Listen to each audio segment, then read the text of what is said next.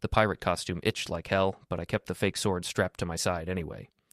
Greg Morrison, 38 years old, restaurant manager extraordinaire, reduced to playing dress-up at Richard's annual Halloween bash. The irony wasn't lost on me. Here I was, pretending to be a swashbuckling hero while my real life felt more like a sinking ship. "Nice costume, Greg," Karen from the Black Mass called out, raising her beer. "Very authentic." "Thanks," I muttered, adjusting the ridiculous bandana. Spent all of 5 minutes picking it out. That's when I saw them. My wife Alicia and her best friend Susie, both squeezed into identical Catwoman outfits that left absolutely nothing to the imagination. The leather clung to every curve, and judging by the way half the party was staring, they knew exactly what they were doing. But it wasn't the costumes that made my stomach drop. It was the way they were laughing with Dominic Torres, all 6'2" of him barely contained in a Tarzan getup that showed off his gym-sculpted physique. Well, I said to myself, look what the cat dragged in. Alicia spotted me across the room and waved, that perfect smile plastered across her face. The same smile she'd been giving me for 16 years of marriage. The same smile that used to mean something. "Greg."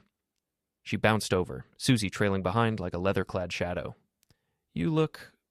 interesting." "Interesting. Right." I took a long pull from my beer. "You two look like you raided a costume shop's adult section." Susie laughed, that tinkling sound that always reminded me of breaking glass. "Oh, Greg, you're so funny. We just wanted to have some fun for once." Fun. There was that word again. Alicia had been using it a lot lately. "I need to have more fun, Greg. We should be more spontaneous, Greg. Maybe you should try harder, Greg." "Where's Lily?" I asked, scanning the crowd for our 16-year-old daughter. "She's at Madison's house," Alicia said, already looking past me toward where Dominic was flexing for a group of admirers. "Sleepover, remember?" I didn't remember, but that wasn't unusual anymore. Somewhere along the way, I'd stopped being included in the family planning sessions. "I'm going to grab another drink," I announced. "You do that," Alicia said, but she was already walking away, drawn back to Dominic like a moth to a very muscular flame. The kitchen was quieter, just a few people raiding Richard's snack table. I was reaching for another beer when I heard them, Alicia's voice low and breathy coming from the pantry. "Can't keep doing this here," she was saying. "Why not?" Dominic's voice was rough, confident. "Your husband's too busy drowning his sorrows to notice anything." I froze, beer halfway to my lips. "That's not fair," Alicia protested, but there was no real conviction in her voice. "Greg's a good man." "Good men finish last, sweetheart. You said so yourself." My hand tightened around the bottle. When had she said that? And to whom? "Susie thinks we should be more careful," Alicia continued. "Susie thinks a lot of things. Doesn't mean we have to listen." There was a rustling sound, fabric against fabric. I should have walked away, should have pretended I never heard anything. Instead, I stepped closer to the pantry door. "Not here," Alicia whispered, but her voice had that breathy quality I hadn't heard in months. "Then where? Your yoga studio again?" My yoga studio. The place where I'd helped her set up her business 3 years ago, where I'd painted walls and assembled equipment and cheered her on when she landed her first big client. "Tomorrow," she said. "The Riverside Park, after my evening class. I'll be there." I backed away from the door, my mind reeling. 16 years. 16 years of marriage, of building a life together, of thinking we were a team, and this was what I got in return. Before we dive deeper into this story, I have one small request. Please subscribe, drop a like, comment, and hit that hype button to boost this channel so more people can discover these incredible Reddit stories. The pantry door opened, and Dominic emerged first, that smug smile plastered across his face. He saw me standing there and had the audacity to nod. "Greg, great party, right?"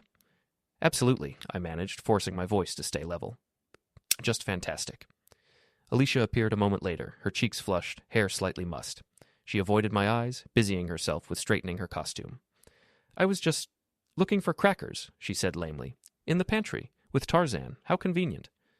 She shot me a sharp look. "Don't be ridiculous, Greg." "Ridiculous. Right. Because suspecting your wife of having an affair after overhearing her make plans with another man was completely unreasonable." "I think I'm going to head home," I said. "Already?" "The party's just getting started." "Yeah, well, some of us have work tomorrow." I set down my beer and headed for the door. "Don't wait up." I was almost to my car when I heard footsteps behind me. "Greg, wait." It was Richard, still in his vampire costume, looking genuinely concerned. "Everything okay, man? You look like you've seen a ghost." Just tired, I lied. Long week. Come on, it's Halloween. Live a little. Besides, Alicia's having such a good time. Haven't seen her smile like that in months. That was the problem, wasn't it? She was smiling. Just not at me. Yeah, I noticed. She and Dominic seemed to be getting along well. Richard's expression shifted, just slightly. Dom's a good guy. Helped me move last month when my back went out. I'm sure he's very helpful. Greg. Richard hesitated. Look, I probably shouldn't say anything, but... But what? Nothing. Forget it. Go home, get some rest. Things always look better in the morning. But as I drove through the quiet streets of our neighborhood, past the jack-o'-lanterns and fake spider webs, I couldn't shake the feeling that morning was going to bring anything but clarity. I pulled into my driveway and sat in the car for a long moment, staring at the house Alicia and I had bought when Lily was 2. The house where we'd planned to grow old together, where we'd talked about grandchildren and retirement and all the dreams that seemed so naive now. My phone buzzed, a text from Alicia. Staying to help clean up? Don't wait up. I stared at the message for a long time, then deleted it without responding. Instead, I pulled up her contact information and scrolled through her recent texts. Most were to Susie, filled with inside jokes and plans I wasn't included in. But there, buried among the mundane messages about grocery lists and Lily's school schedule, I found what I was looking for, a text thread with someone listed simply as D.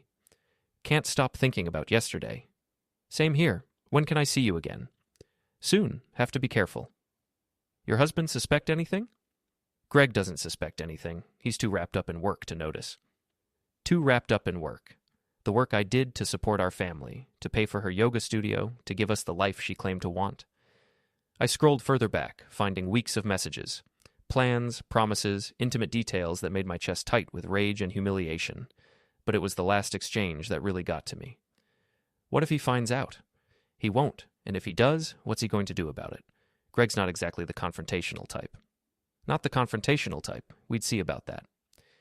I got out of the car and walked to the house, my mind already working. The Riverside Park, tomorrow night, after her evening class. Well, Alicia was right about one thing. I wasn't the confrontational type. But that didn't mean I was going to roll over and play victim. I had until tomorrow night to figure out exactly what kind of man I was going to be. I woke up alone, which wasn't unusual anymore. Alicia's side of the bed was cold, the sheets barely wrinkled. She'd come home sometime after midnight. I'd heard her tiptoeing up the stairs, probably trying not to wake me, probably feeling guilty. Good. She should feel guilty. The smell of coffee drifted up from the kitchen, along with the sound of Lily's voice. My daughter had inherited her mother's ability to fill any silence with chatter, though lately most of that chatter seemed designed to remind me of my shortcomings. Morning, Dad, she said when I appeared in the doorway, not looking up from her phone. Mom's already at the studio, said something about inventory. Inventory. Right. Because yoga mats and meditation cushions required such careful cataloging. You have plans today? I asked, pouring myself coffee from the pot Alicia had left behind. At least she still remembered I existed enough to make coffee. Madison and I are going to the mall. Mom said I could use her credit card. Of course she did. Alicia had always been the fun parent, the one who said yes when I said no, who bought presents when I preached responsibility. It was easier to be the hero when someone else was playing the villain. Just don't go crazy, I said. Lily finally looked up, rolling her eyes in that special way teenagers had perfected. Relax, Dad. It's not like we're buying cars or anything. Cars. That reminded me of Dominic's pride and joy. A restored 1970 Chevelle that he'd spent more time polishing than most people spent on their marriages. I'd seen him at the Black Mask, showing off pictures like it was his firstborn child. Your mom mention when she'd be home? Nope. Probably late, though. She's got that evening class, and then she said something about meeting Aunt Susie for drinks. Aunt Susie. Lily had been calling her that since she was little, even though Susie wasn't actually related to us. Just Alicia's best friend since college, the one who'd never married, never had kids, and seemed to take great pleasure in reminding Alicia of everything she was missing. Right. Well, I'll probably be working late, too. Lily shrugged, already back to her phone. Whatever. Madison's mom is picking me up in 20. I finished my coffee in silence, listening to Lily's one-sided conversation with whatever friend was currently occupying her attention span. When had we become strangers in our own house? When had family breakfast turned into this awkward dance of avoidance? My phone rang. Work. Greg, thank God you answered. It was Janet, my assistant manager at the downtown location. We've got a situation. What kind of situation? The freezer in the back went out sometime last night. Everything's ruined. I've got the repair guy coming, but we're looking at maybe closing for the day. Perfect, as if I didn't have enough problems. I'll be there in an hour, I said. Start calling the other locations, see if anyone can spare some inventory. Already on it. Sorry, Greg. I know it's Saturday. Saturday. The day I used to spend with my family, back when we actually functioned as a family. Now it was just another work day, another excuse to avoid the growing silence in my own home. I grabbed my keys and headed for the door, pausing only when Lily called out, Dad? Yeah? You and Mom, everything's okay, right? The question caught me off guard. For a moment, I saw past the teenage attitude to the little girl who used to crawl into our bed during thunderstorms, who used to believe her parents could fix anything. Everything's fine, sweetheart. Just work stuff. She nodded, but I could see the doubt in her eyes. Kids always knew, didn't they? Even when the adults thought they were being clever. The drive to the restaurant gave me time to think. 38 years old, and what did I have to show for it? A job that kept me busy but didn't fulfill me, a marriage that had turned into a performance, and a daughter who saw me as a wallet with legs. When had I become so ordinary? The restaurant was chaos when I arrived. Janet had managed to salvage some of the inventory, but we were looking at a significant loss. I spent the morning dealing with insurance adjusters and repair technicians, grateful for the distraction. It was almost noon when my phone buzzed with a text from Alicia. Working late tonight. Don't wait up. The same message she'd sent last night. The same message she'd been sending for weeks. I stared at the screen for a long moment, then typed back, Okay, love you. She didn't respond. Everything all right? Janet asked, appearing at my elbow with a clipboard full of incident reports. Just family stuff, I said, pocketing the phone. Want to talk about it? Janet was 52, divorced twice, and had the kind of practical wisdom that came from surviving multiple disasters. She'd been working for me for 3 years, and in that time she'd become something like a friend. Not much to say. Marriage is hard work, you know? That it is, but it's supposed to be hard work for both people. I looked at her sharply. What's that supposed to mean? Nothing. Just... Well, you've been putting in a lot of extra hours lately. More than usual. And you seem... She paused, searching for the right word.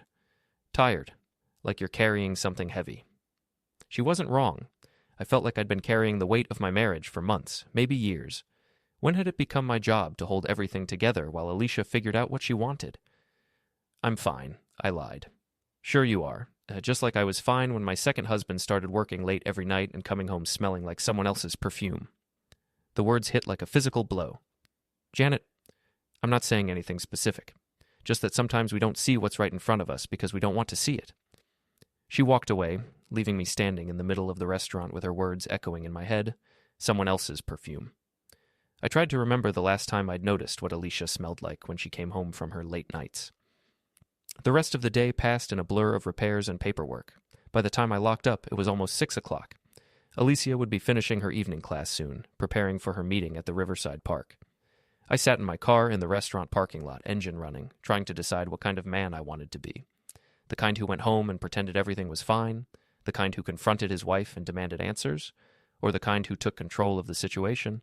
My phone rang. Richard. Hey man, how's the head today? Fine. Why? You left pretty early last night. Figured you might be nursing a hangover. Just tired. Right. Well, listen, I wanted to apologize if I said anything out of line. Sometimes I drink too much and forget to mind my own business. There it was again. That careful tone, like he knew something he didn't want to tell me. What did you want to say last night, Richard? A long pause. Nothing, man. Just forget it. No, I don't think I will. You started to say something about Alicia and Dominic. What was it? Another pause, longer this time. Look, Greg, I like you. You're a good guy. But maybe you should pay more attention to what's happening in your own house. The line went quiet. I stared at my phone. Richard's words mixing with Janet's warning and my own growing certainty. Everyone could see it but me. Or maybe I'd been seeing it all along and just refusing to believe it. I started the car and pulled out of the parking lot, but instead of heading home, I found myself driving toward the Riverside Park. Not to confront anyone, not yet. Just to see. To know for sure. The park was quiet this time of evening, just a few joggers and dog walkers taking advantage of the cooler weather.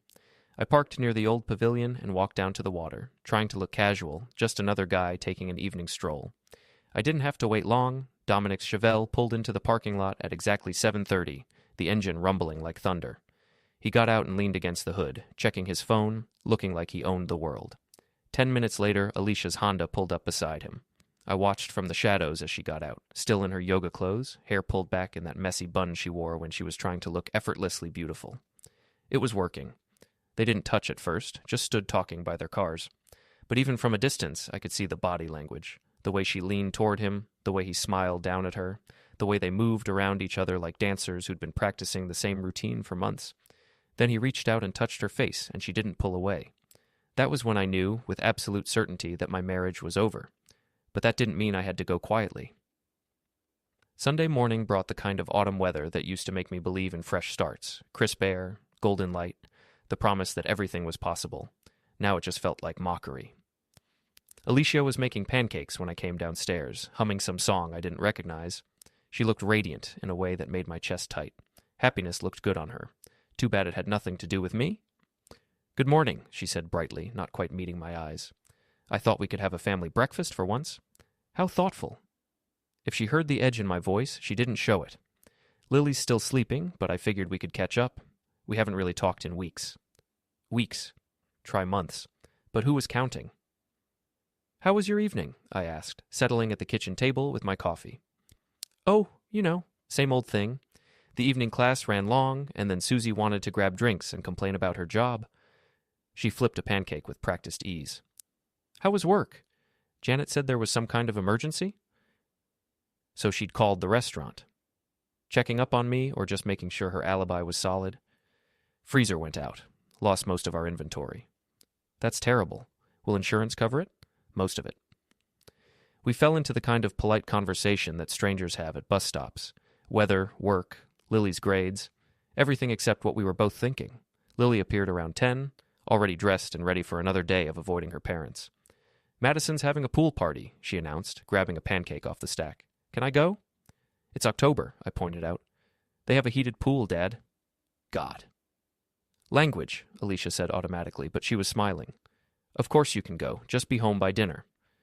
And just like that, we'd be alone for the day. The irony wasn't lost on me. After Lily left, Alicia disappeared into her home office to catch up on paperwork. I could hear her typing, occasionally laughing at something on her screen, probably texting with Dominic, or Susie, or whoever else was part of this elaborate deception. I retreated to the garage, ostensibly to organize my tools, but really to think. The space smelled like motor oil and sawdust, familiar and comforting in a way the house no longer was. My workbench was covered with the detritus of good intentions. Half-finished projects, broken appliances I'd promised to fix, tools I'd bought but never used. The story of my life, really. Always starting things, never quite finishing them, but this time would be different. I pulled out my laptop and started researching. Private investigators were expensive and obvious. Lawyers would just complicate things. What I needed was information, leverage, and a plan that would give me back some control. Social media was a gold mine. Alicia's Instagram was full of carefully curated moments. Yoga poses, healthy meals, inspirational quotes about living your best life. But it was the comments that told the real story. Dominic's name appeared frequently, always with just a little too much enthusiasm. Heart emojis, fire symbols, inside jokes that excluded me. Susie's Facebook was even more revealing. Photos from girls' nights out that I'd never heard about. Check-ins at restaurants and bars during times when Alicia claimed to be working. And there, in the background of several photos, was Dominic. How long had this been going on? How many lies had I swallowed without question? My phone buzzed. A text from my old boxing coach, Mickey. "Haven't seen you at the gym in months. Everything okay?" The gym? I'd been a decent amateur boxer in college, good enough to win a few local tournaments before real life got in the way. I'd kept up with it sporadically over the years, more for fitness than anything else, but lately I'd let even that slide. Maybe it was time to get back in fighting shape. I texted back, "Been busy. Mind if I come by this afternoon?" Door's always open. Fair warning, though. I've got some young hotshots who think they're tough. Might do you good to spar with someone who can hit back. Someone who can hit back. I like the sound of that. The gym was exactly as I remembered, sweat-stained and honest, the kind of place where pretense got knocked out of you in the first round. Mickey was in his 70s now, but still moved like the fighter he'd been 40 years ago. "Well, look what the cat dragged in," he said when I walked through the door. Greg Morrison, as I live and breathe. Hey, Mickey, mind if I work out some frustration? His eyes sharpened. Woman trouble? That obvious? Son, I've been married 4 times. I can smell woman trouble from 3 counties away. He tossed me a pair of gloves. Lucky for you, I know just the cure. The heavy bag felt good under my fists, solid and unforgiving. Each punch was a small release, a way to channel the rage and humiliation into something productive. Mickey called out combinations, correcting my form, pushing me harder than I'd pushed myself in years. That's it, he said after I'd worked up a good sweat. Remember, boxing's not about anger, it's about control. Channel that energy, don't let it control you. Control? That's what I'd lost somewhere along the way. When had I stopped being the protagonist of my own life? Mickey, I said, toweling off, what would you do if you found out your wife was cheating? He was quiet for a long moment, wrapping hand wraps with the methodical precision of someone who'd done it 10,000 times. Depends, he finally said. You looking for advice on forgiveness or revenge? I don't know yet. Well, when you figure it out, you let me know. But either way, you're going to need to be stronger than you are right now. Not just physically. Up here. He tapped his temple. That's where real fights are won. I drove home feeling more centered than I had in weeks. The physical exertion had cleared my head, helped me focus on what I actually wanted to accomplish. I didn't want to save my marriage. That ship had sailed the moment Alicia decided I wasn't worth her honesty. But I also wasn't going to slink away like a wounded animal, licking my wounds while she and Dominic laughed about the pathetic husband who never saw it coming. No, I was going to control the narrative for once. Alicia was in the living room when I got home, curled up on the couch with a glass of wine and her laptop. How was your day? She asked without looking up. Productive. Went to the gym, caught up with Mickey. That's nice. You should do that more often. Should. There was that word again, carrying all the weight of her disappointment in who I'd become. What are you working on? Just updating the studio's website. Susie thinks we need more interactive content. Susie thinks. Of course she did. Speaking of Susie, I was thinking we should have her over for dinner soon. It's been too long since we've all spent time together. Alicia's fingers paused on the keyboard. That's a nice idea. I'll ask her about her schedule. Great. Maybe next weekend? Maybe. I settled into my chair with the newspaper, but I wasn't reading. I was watching Alicia's reflection in the window, noting the way she kept checking her phone, the small smile that played at her lips when certain messages came through. My phone buzzed, a text from an unknown number. Your wife's car was at the Riverside Motel last Tuesday afternoon. Thought you should know. I stared at the message, my heart hammering. Someone else knew. Someone was watching. I typed back, Who is this? The response came immediately. A friend. Check the parking lot camera footage if you don't believe me. I deleted the messages and looked up to find Alicia watching me. Everything okay? She asked. Just work stuff. She nodded and went back to her laptop, but I could feel the tension in the room, thick as smoke. The Riverside Motel. I knew the place, a rundown establishment on the edge of town that rented rooms by the hour and didn't ask questions, the kind of place you went when you had something to hide. My phone buzzed again. This time it was Lily. Staying at Madison's tonight. Her mom said okay if you guys are cool with it. I showed Alicia the message. Fine with me, she said. Actually, I was thinking of going out myself. Susie wants to try that new wine bar downtown. Of course she did. Sounds fun. I'll probably just stay in, catch up on some reading. Perfect. Perfect. We were both lying, and we both knew it, but we maintained the charade with the skill of seasoned actors. After she left, dressed to impress in a way she hadn't dressed for me in months, I sat in my chair and planned. Not revenge, exactly. Justice. A reckoning. Alicia wanted to play games? Fine. But she was about to learn that I'd been underestimated my whole life, and I was tired of it. The real question was, how far was I willing to go to win? Monday morning brought rain and the kind of gray sky that matched my mood perfectly. Alicia was already gone when I woke up. Another early morning at the studio, or so she claimed. Her side of the bed was cold again, but this time I didn't care. I had work to do. The restaurant was busy enough to keep Janet occupied while I made some calls. The first was to Tommy Breslin, a guy I'd known since high school who now ran a small security company. Greg Morrison, he said when he picked up. Haven't heard from you in years. What's going on? I need a favor, Tommy, strictly off the books. What kind of favor? The kind that involves cameras in parking lots. There was a pause. You in some kind of trouble? Not yet, but I might be soon. Meet me at Murphy's tonight. 7 o'clock. And Greg, bring cash. The second call was to my lawyer, Bob Hendricks. We'd used him for the house purchase and Alicia's business setup, nothing dramatic, but he was thorough and discreet. I need to understand my options, I told him, hypothetically speaking. Hypothetically regarding what? Marriage dissolution, asset protection, that sort of thing.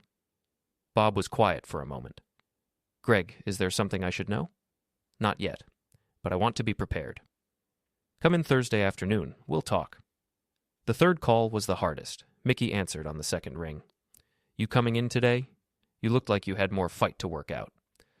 Actually, I was wondering if you knew anyone who might be able to help with a research project. Mickey laughed. Son, I've been in this neighborhood for 40 years. I know people who can find out what you had for breakfast 3 weeks ago. What do you need? Background information, financial records, that kind of thing. How deep you want to dig? Deep enough to know what I'm dealing with. It'll cost you. I figured. And Greg, once you start down this road, there's no going back. You sure this is what you want? I thought about Alicia's smile yesterday morning, bright and false as a department store mannequin, about the way she'd hummed while making pancakes, happy in a way that had nothing to do with our family. I'm sure. All right then, come by the gym tomorrow night. I'll introduce you to someone. I spent the rest of the day going through the motions of normalcy, staff meetings, inventory checks, customer complaints, but my mind was elsewhere, cataloging details I'd been ignoring for months. The new clothes in Alicia's closet, the yoga retreats that required overnight stays, the way she'd started working out harder, paying more attention to her appearance, all the classic signs that everyone talks about but no one wants to see in their own life. Janet noticed my distraction around 3 o'clock. You're somewhere else today, she said, appearing at my office door with a stack of invoices. Just thinking. About that heavy thing you've been carrying? I looked up at her, this woman who'd survived 2 cheating husbands and still managed to smile every day. How did you know? The first time, I mean. She sat down across from my desk, her expression softening. Credit card bills, charges at restaurants I'd never been to, hotels in towns he'd never mentioned visiting, little things that added up to something big. What did you do? First time, confronted him, demanded counseling, tried to save something that was already gone. She shrugged. Second time, I was smarter, got my ducks in a row first. And then I made sure I came out ahead. That evening, I met Tommy at Murphy's, a dive bar that hadn't changed its decor since the Carter administration. He was waiting in a back booth, nursing a beer and looking exactly like what he was, a former cop who'd gone private and never looked back. So, he said after I'd ordered, what kind of mess are you in? The kind that involves a cheating wife and a need to know exactly how long it's been going on. Tommy nodded like I just told him the weather forecast.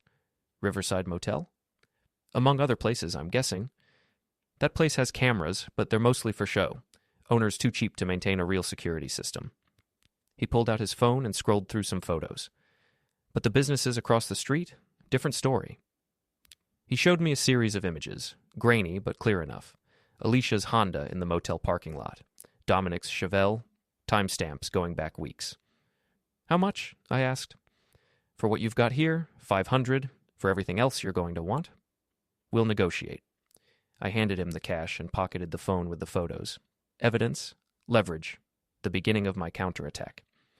Tommy, hypothetically speaking, what would someone need to do to make sure they didn't get screwed in a divorce? Hypothetically, document everything, financial records, communication, patterns of behavior, and do it quietly before the other party knows what's coming. How quietly? Quietly enough that your wife doesn't know you're building a case until it's too late for her to hide anything. I finished my beer and stood up. I was never here. Never saw you in my life.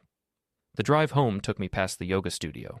Alicia's car was in the parking lot, along with several others.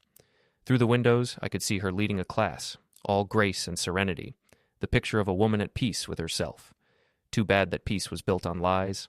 At home, I sat in my chair with a glass of whiskey and went through Tommy's photos methodically. Dates, times, patterns.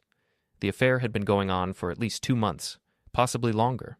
Always the same motel, always the same time of day, right after Alicia's afternoon classes. My phone buzzed, a text from Alicia.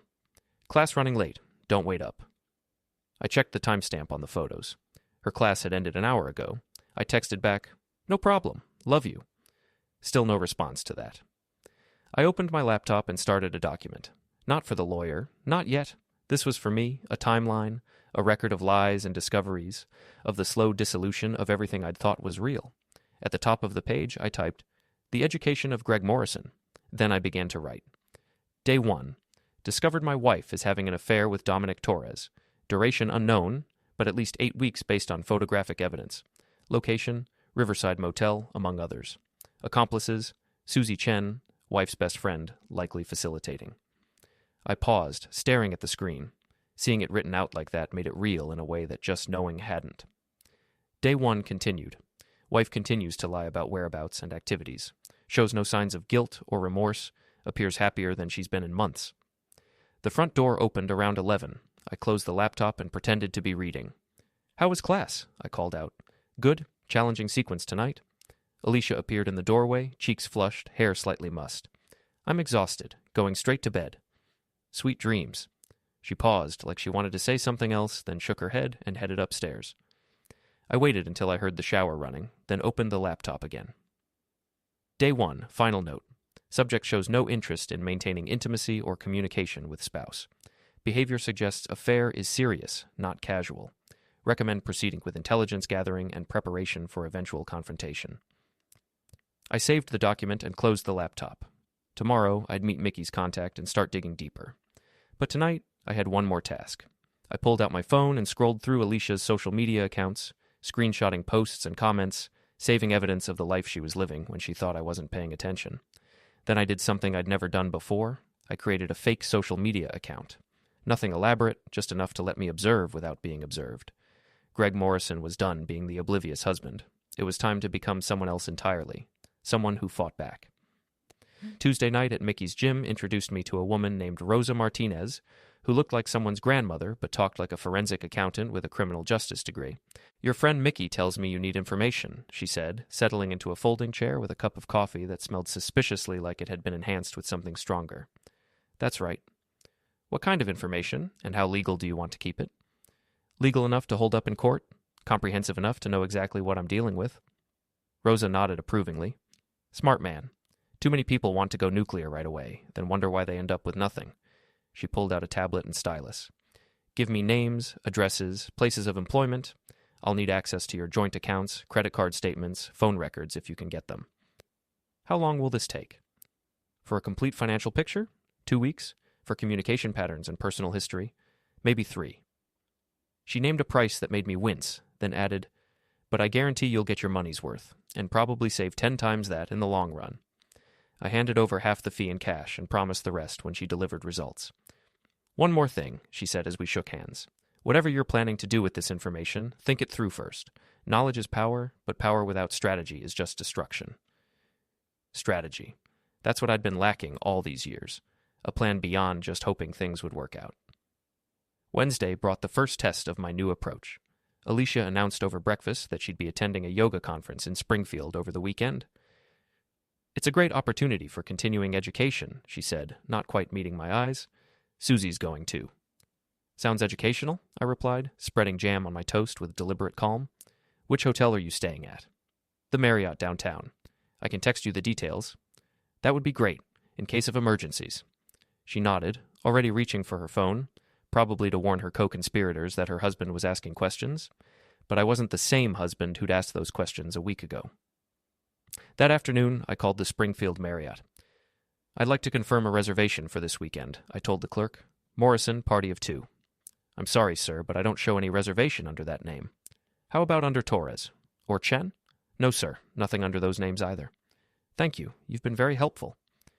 So much for the yoga conference. I spent the rest of the week playing the role of the trusting husband while quietly building my case. Rosa's preliminary report arrived Thursday morning, a devastating catalog of financial deception that made my stomach turn. Joint credit cards used for hotel rooms I'd never seen, cash withdrawals that coincided perfectly with Alicia's girls' nights out, even charges at a jewelry store for items that had never made it home to me. But the real revelation was Dominic's financial situation. The man was drowning in debt, behind on his car payments, facing foreclosure on his house, barely keeping his used car lot afloat. No wonder he was interested in a woman whose husband had a steady income and good credit. Bob Hendricks reviewed everything with the cold precision of a surgeon examining a tumor. This is pretty damning stuff, Greg. With documentation like this, you'd be in a very strong position if you decided to file. What about custody? Lily's 16. Court would probably let her choose, but given the evidence of your wife's extracurricular activities, I'd say you have excellent chances of primary custody if that's what you want. And financially? Massachusetts is a no-fault state, but adultery can still impact asset division, especially when marital funds were used to support the affair. He leaned back in his chair. The question is, what do you want to accomplish here? What did I want? A month ago, I would have said I wanted my marriage back. Now, I wanted something else entirely. I want to win, I said.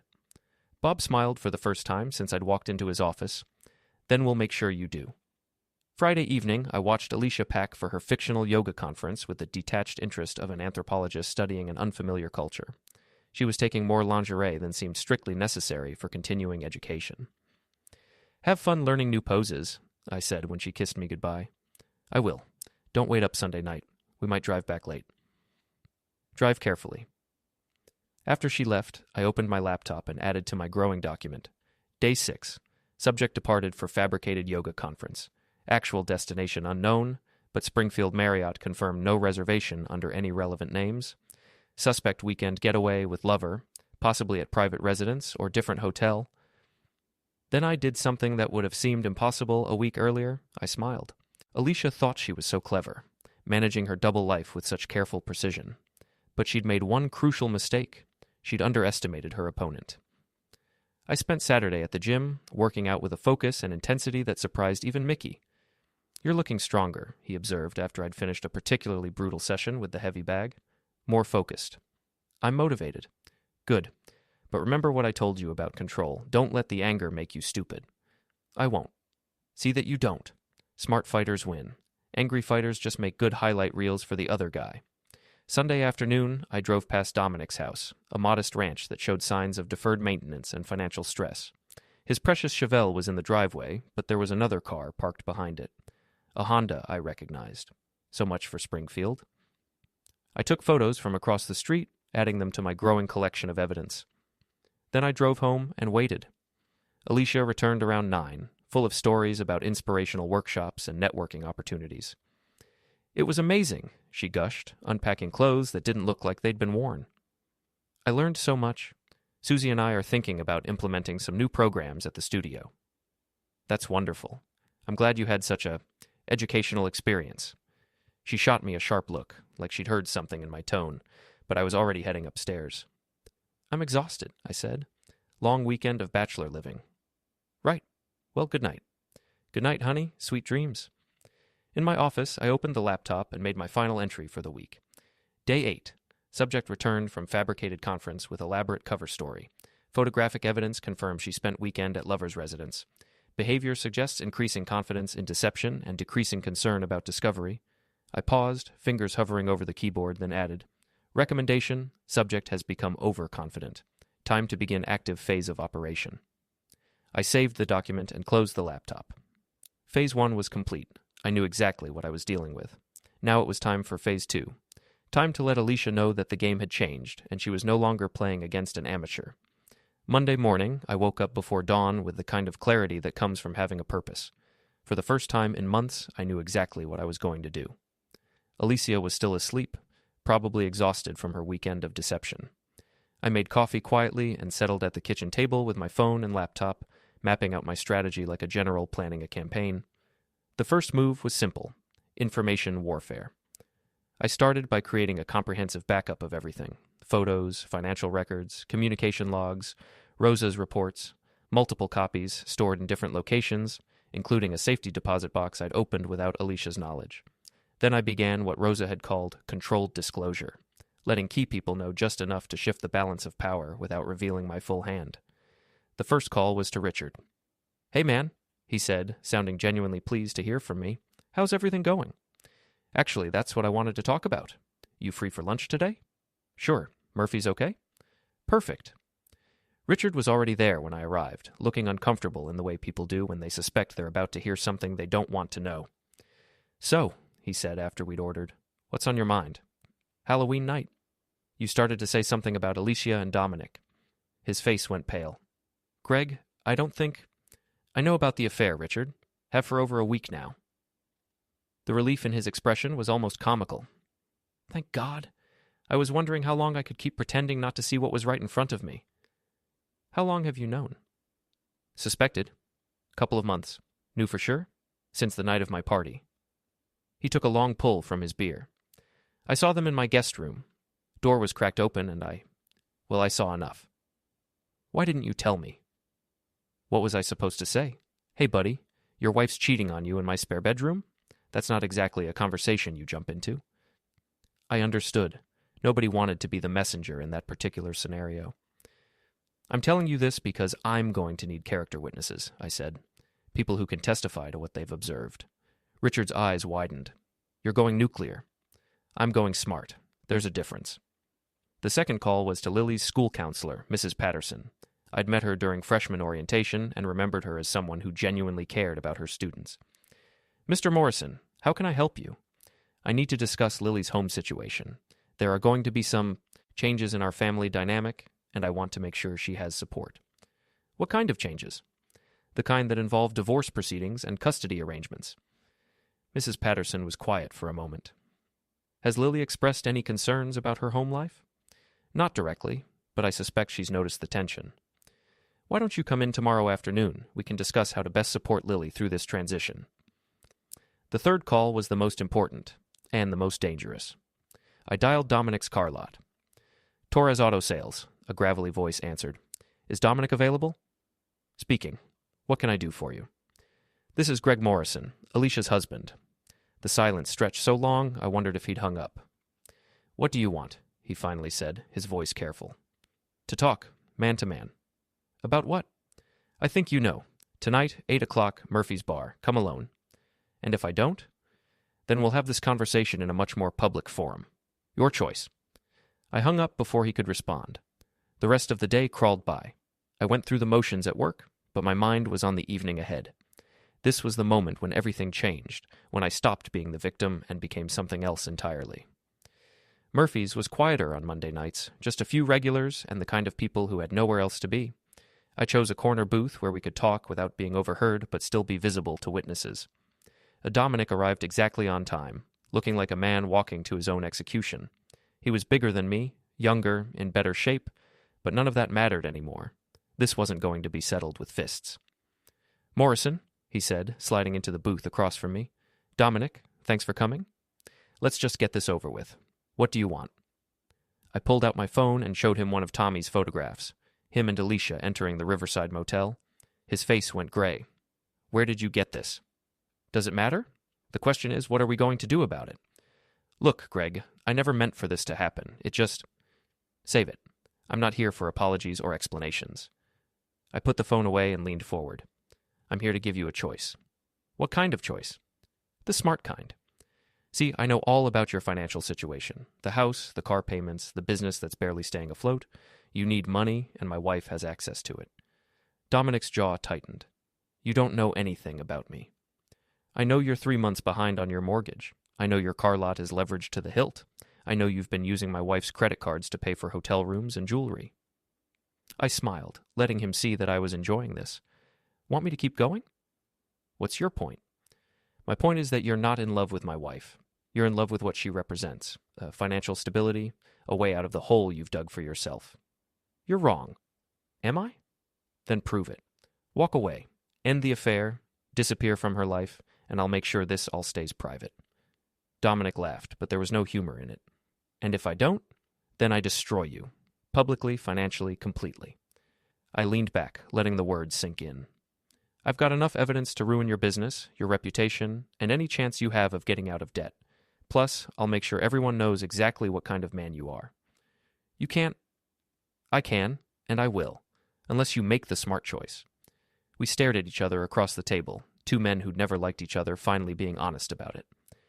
How do I know you won't come after me anyway? He asked. Because I'm not interested in you, Dominic. You're just a symptom. The real problem is my marriage, and I'm going to handle that my own way. He was quiet for a long time, thinking it over. Finally, he nodded. What do you want me to do? End it. Tonight. Tell her it was fun, but it's over. Don't give her a reason. Don't make it dramatic. Just disappear. And then? And then you stay disappeared. No contact, no social media, no accidental meetings. You become a stranger to her. Dominic finished his beer and stood up. You're colder than I thought, Morrison. I'm learning. After he left, I sat in the booth for another hour, nursing my drink and thinking about what I'd just done.